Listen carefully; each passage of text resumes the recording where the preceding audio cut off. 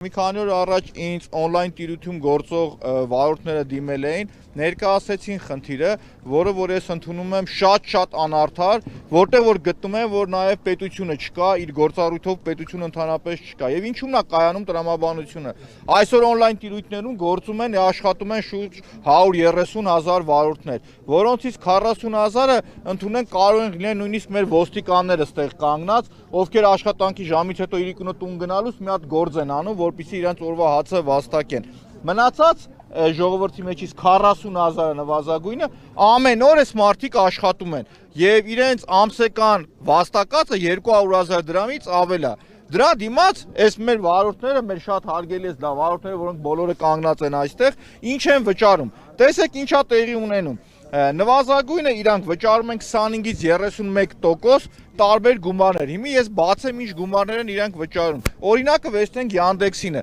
16.5% նվազագույնը Yandex-ի մատուցած ծառայության արժեքն է, բայց իրականության մեջ այդ գումարը շատ ավելի շատ է, որովհետև այնտեղ ինքը մի քանի օպցիաներ է ավելացնում, որպեսզի պատվեր տա վարորդներին, այդ գումարը մեծանում է։ Դրանից հետո հաջորդ միջնորդը որ կա 2-ից 4% տաքսոպարկերն են, ովքեր գրանցում են այս աշխատողներին, աշխատում են իրանց հետ։ Դրանից հետո 4 կամ 5% պետությունը մարդկանց վրա տուրք է դրել, հասկանում եք, այսինքն վճար է դրել, որ մարդիկ վճարեն։ Եթե դու աշխատում ես կանխիկ 5%, անկանխիկը 4%։ Սա էլ մի հատ խնդիր կա, վարորդի մեղավորությունը որն է, որ օրինակի համար հաճախորդը կամ կանխիկ է վճարում կամ անկանխիկ է վճարում։ Ինքը չի, չէ՞, վճարում է կատարողը, որ այդ բեռը այդ մարդու վրա է թողում դու լրացուցիչ։ Այսինքն ինչպես է կոչվում այդ գումարը 4-ից 5% որ վճարում են։ Չէ, դա պետ տուրք է կոչվում, դա պետ տուրք է կոչվում։ Տեսեք, հիմա վարորդների պահանջը ինչու՞մն է կայանում ամբողջությամբ։ Առաջինը այն, որ իրանց տոտալ իրավունքները ոտնահարվում է, եւ մեր երկրում չկա մի կառույց, կլինի մարդու իրավունքների պաշտպանը, կլինի կառավարությունը, կլինի ՏԿ-ը, որ կզբաղվի այս մոտ 100,000 աշխատող մարդկանց իրավունքներով։ Չկա նմանատիպ կառույց։ Երկրորդը որ կա, վարորդների պահանջը որ կա, ասում է ես վճարում եմ պետ տուրք, համարվում եմ աշխատող պետության ներսում, 200,000 դրամից ավել էլ ես վաստակում եմ, բայց ես չեմ համարվում աշխատող։ Վաղը թոշակ չեմ ստանա։ Ես այսօր գնում եմ բանկ վարկ ստանալու, ասում է դու չես աշխատում, դու գործազուրկ ես օրինակի համար։ Բայց փաստացի այս մարդը գրանցված է, տուրք էլ վճարում է։ Այսինքն էսի պետության կողմից ռեկետ է, եթե ռեկետ չի պետություն, բա դու այս վարորդներին ինչ ես հետ տալիս։ Սրա դիմաց դու իրանց ինչ ես հետ տալիս։ Այսինքն հիմա եթե հաջորդ կետն էլ է դա։ Այսինքն պահանջը հետևյալն էր, առաջինը որպեսզի պետությունը on-line տիրույթում գործող այդ ընկերությունների շահույթը ուսումնասիրի, որտեղ ակնհայտ դիտարկվում է, որ մենաշնորհ դիրք ունեն մի քանի ընկերություն եւ դրանից հետո օգտվելով իրանք գեր շահույթներ են գեներացնում ի հաշիվ մեր վարորդների, ասում է սոված ծարավ խեղճու կրակ միանշանակ, այսինքն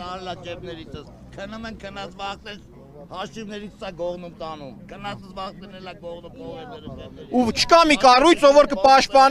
կպաշտպանի վարորդների իրավունքը, հասկանում եք։ Առաջի պահանջը, որպեսզի այդ on-line տիրույթում գործող տաքսի ծառայությունները, որ մատուցում են, իրենց տոկոսադրույքը իջեցնեն։ Երկրորդ կետը, որ կա, կարևորագույն կետը, վարորդները համարվեն իրենք գրանցված աշխատող, այն վարորդները, ովքեր օրական 10 ժամ ավտոմեքենա են վարում, այն վարորդները, ովքեր 200,000 դրամից ավել վաստակում են, այսինքն ստացվում է մենք 16 ժամ ես շարունակեմ, այսինքն այդ մարդիկ համարվեն աշխատող։ Եվ երրորդը, այդքան որ հայտարարվում էր կառավարությունում, որ այն աշխատողը, որը 200,000 դրամից ավել աշխատավարձ է ստանում, պետք է համարվի առողջության համապարփակ ապահովության հիմնադրամի շահառու։ Ճիշտ է թե չէ, այսինքն անվճար այս մարդիկ բուժօգնություն ստանան։ Այս մարդիկ նաև զրկված են դրանից։ Այսինքն իրենք իրանց վաստակածից 25-ից մինչև 31% գումար են դուրս տալիս, այսինքն վճարում են, տաքսի ծառայություն կլինի, հարկային կլինի, մյուսը կլինի, դրա դիմաց մեր երկրում իրանք չկան, պետության համար այս մարդիկ չկան։ Ու մենք համարում ենք, որ անարդար է